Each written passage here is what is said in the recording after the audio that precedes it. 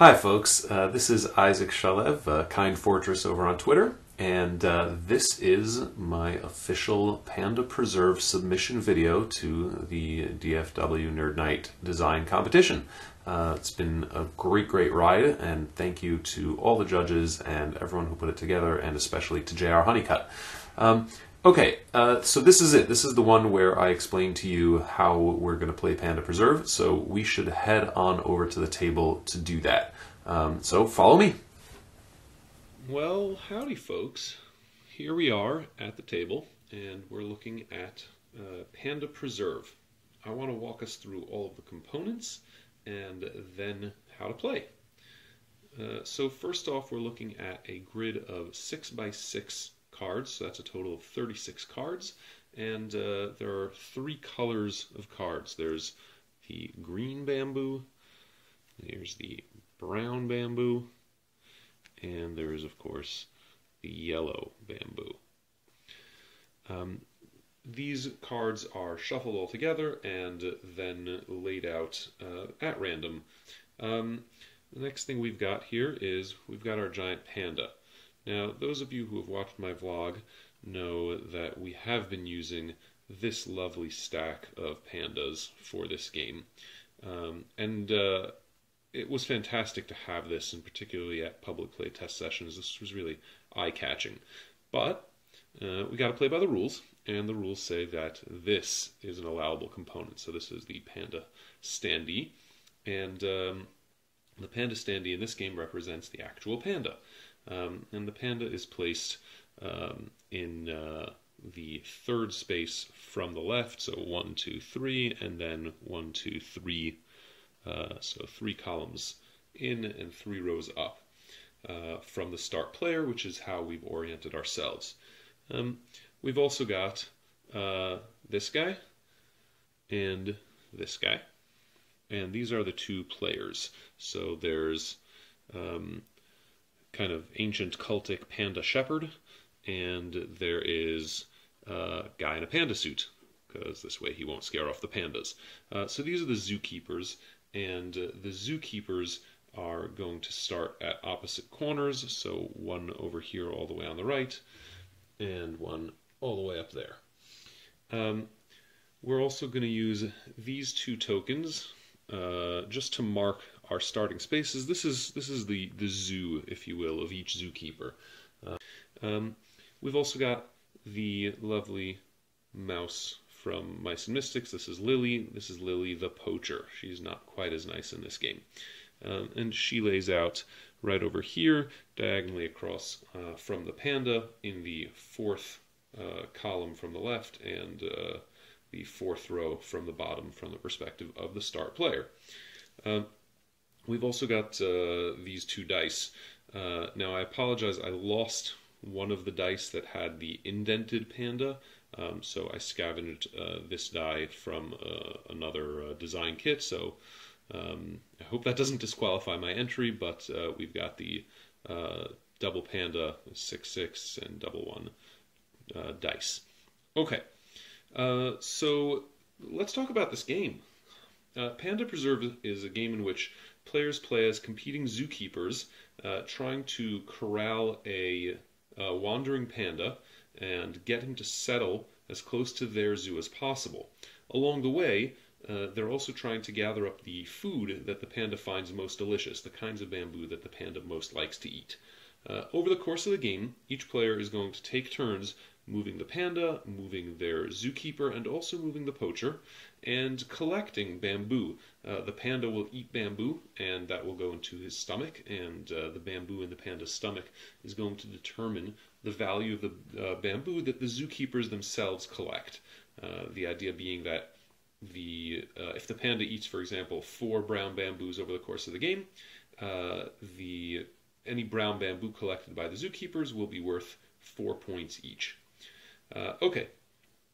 So how do you play? Well, you pick a start player and you roll your dice.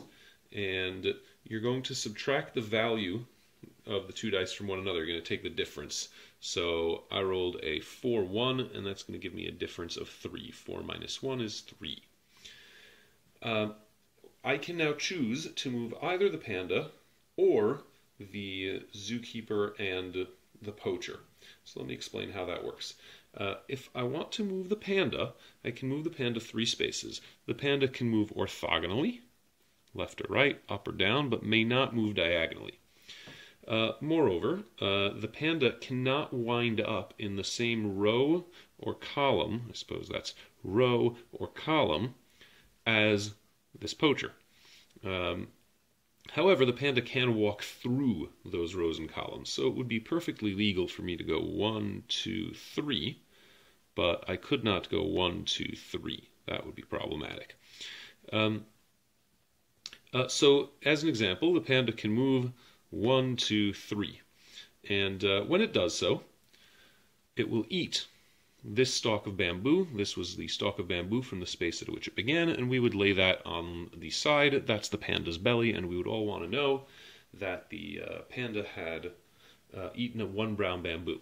And we'll continue to keep all of the panda's, the contents of the panda's belly as public information. Once the panda completes its move, and it's a legal move, the panda has not wound up in a space that is in the same row or column as the poacher, the zookeeper may now take a bamboo card adjacent to himself. So in this example, I may want to take this brown bamboo, because this brown bamboo is of course worth 1 point. Now this is played as hidden information, so you can turn that over, and that concludes your turn. And then the next player would similarly go and roll the dice. In this case we've got a 6-2, so a difference of 4, and once again the player could move the panda, and so maybe go 1, 2, 3, 4. This brown bamboo would be eaten. That's the place that the panda started from. And this zookeeper is now going to collect this green bamboo, and because the panda right now is sitting on that green bamboo, so we know that that's going to be worth points, so perhaps that's what the zookeeper would do. Okay, the game could continue like this. Let me also show you an example. Let's say you rolled the dice and you got this number, 4-2, difference of 2, and I might choose, seeing as I'm running out of bamboo near me to collect, that I'm going to move my zookeeper this turn. So the zookeeper moves similarly to the panda with the following differences. The zookeeper is permitted to move into these deforested spaces. They count as a space, so it's just 1, 2, and that works just fine. Alternatively, it can move on bamboo spaces. The panda may not move into deforested spaces. Right, the panda, if there's no bamboo there, is just not going to go there to eat anything because there's nothing to eat. The panda in general doesn't like to be caught out in the open anyway. The zookeeper can go ahead and move those 2 spaces. In addition, you can move, not you can, but you must move the poacher 2 spaces. And the poacher can also move across deforested areas. The poacher may not move into the same space as the zookeeper, because of course the zookeeper would catch him, but the poacher can move nearby, and let's say we would move the poacher 1, 2, and now it's in the same row as the panda. So what would happen on the following turn? We'll answer that question in a moment. I just want to make sure that you're all aware, because we moved the zookeeper and the poacher this turn, we didn't collect any cards. The panda didn't eat anything, and the zookeeper didn't get to collect anything. The zookeeper chose to move instead of to collect bamboo, and the panda stayed where he was. So now let's move to the turn of the player on the other side, who's also going to roll the dice, and look at that, also comes up with a 4-2, a difference of 2. Now, if the player chooses to move the panda, right, the panda can go where it likes, 1, 2, 1, 2, 1, 2, all of these are legal moves. Let's say we'll take them here. The panda's not going to eat this green bamboo because the poacher is in that same row. So the poacher is hunting the panda, and the panda's running away. The panda just doesn't have the time to munch on that delicious green bamboo. So it's just going to move off. So that's the heart of the game. Let's talk about some of the special cases. If you roll a double 1 or a double 6. If you roll a double 1 or a double 6, the panda charges. And when the panda charges, the panda can move from where it is on the board to any other spot on the board. And it can cross over deforested areas if some of the board was completely separated from some other part of the board, let's say this happened, the panda could nevertheless just charge right across, not even in a straight line. Basically, a 1-1 or a 6-6 is a move of the panda from any one space to any other space. So that's one special case. What about other doubles? Well, all the other doubles work in the same way. A 2-2, 3-3, 4-4, 5-5 allow you to move both your zookeeper and the poacher, but you can move up to the value of the double. So if you got a 3-3, you could move up to 3 spaces with each of them. You're not required to move all 3 spaces. You are required to move each of them at least 1 space, but you can move up to the total value of the double. So that gives you some flexibility in how you want to move. Keep in mind that if you roll a double 6 or a double 1, you do still collect a card with your zookeeper. It's a normal panda move. And if you roll any other double, you do not collect any cards, neither with your panda nor your zookeeper. Okay, so that's the doubles special case. I also want to show you how the game ends. So I'm just going to lay the board out in a way that makes an ending make sense. Here's an example of the panda who has now been kind of restricted to this space. Now, if you should roll a number, say a 5-1, it gives you a difference of 4. The panda cannot make a legal move that uses all 4 of those movement points because the panda may never turn back into a space that it already occupied or passed through. So it can't go 1, 2, 3, 4. That's illegal. And there just aren't enough spaces, 1, 2, 3, that's all it can go. There just aren't enough spaces for the panda to complete its move. Once that happens, that collection of 4 cards is the panda preserve, and the game immediately will end. Whoever's turn it was will be allowed to claim 1 more card from adjacent to their zookeeper. So let's say it was our cultic panda shepherd. He'd be able to claim 1 more card, and at that point, all of these cards in the panda preserve would actually go into the panda's belly. Okay, so the panda would essentially eat all of those spaces. Now, before you sweep them all off the table, as I so foolishly did, you're going to want to also determine whether the panda is, which zoo the panda is closest to. Okay, and you can just count spaces and see, right? So 1, 2, 3, 4 versus 1, 2, 3, 4, 5, 6, right? So that's clearly much closer to the preserve of the shamanic blue panda shepherd. And that's going to count for both 2 additional points for that player as well as the tiebreaker. So if the 2 players are tied in points, wherever the panda ended up closer to, that player is going to get the tiebreaker and 2 additional points. There are a number of spaces on the board that represent a tie, that are no closer to one player than the other. So for example, there's any number of spaces like that. Here's another one, 1, 2, 3, 4, 5. Really any space on this diagonal is going to be a tie.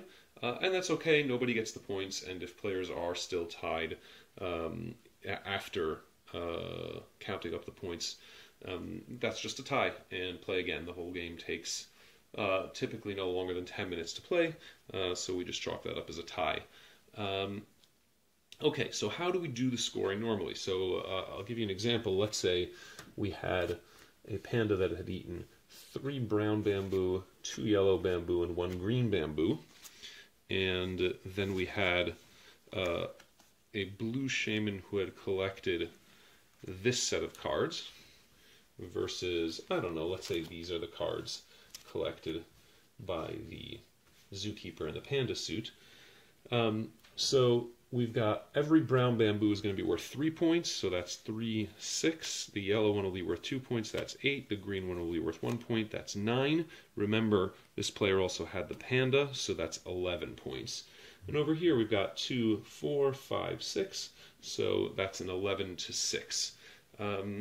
that's how you do it. Some players have preferred to just calculate the score by saying, oh, well, I've got one yellow and one green. Let me discard those, and you discard a yellow and a green too, and then we just count up what we have left. And that's, you can do that if you like. Mathematically, they're identical. But that's how you score this game. So whatever the panda ate more of is going to be worth more points in the end. Okay, any other fiddly little rules that I left out? I hope not. The game is meant to be elegant, not fiddly.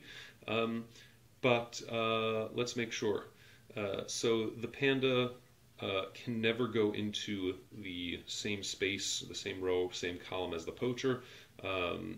The poacher may enter the same space as the panda. The poacher may not enter the same space as the zookeeper. The zookeeper and the panda can be in the same space. That's fine. One important rule is that the zookeeper can never take the bamboo that's under the panda. So let's say this was the situation. We had a roll of 5-3. We've got our panda in the corner here. 1, 2, right? And then the zookeeper would be allowed to take a card adjacent to him. The zookeeper may not take the card underneath the panda. Okay, that is verboten, that is not allowed. And even if the zookeeper had no cards other than that one to take, he is out of luck and cannot collect a card that turn. That's generally speaking the rule. If the zookeeper doesn't have a card adjacent, then the zookeeper simply doesn't collect a card. I'd like to say thank you to Panda Game Manufacturing, to DFW Nerd Night, to JR Honeycutt, to all of the judges, and to all of the folks who competed and put together really, really, really cool games. I hope this is one of those really cool games.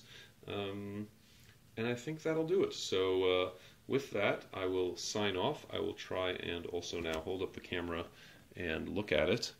Hi. I hate these shots. I don't feel like I ever get them quite right. But thanks very much, and please keep in touch. Kind Fortress over on Twitter. And I hope you enjoyed playing Panda Preserve.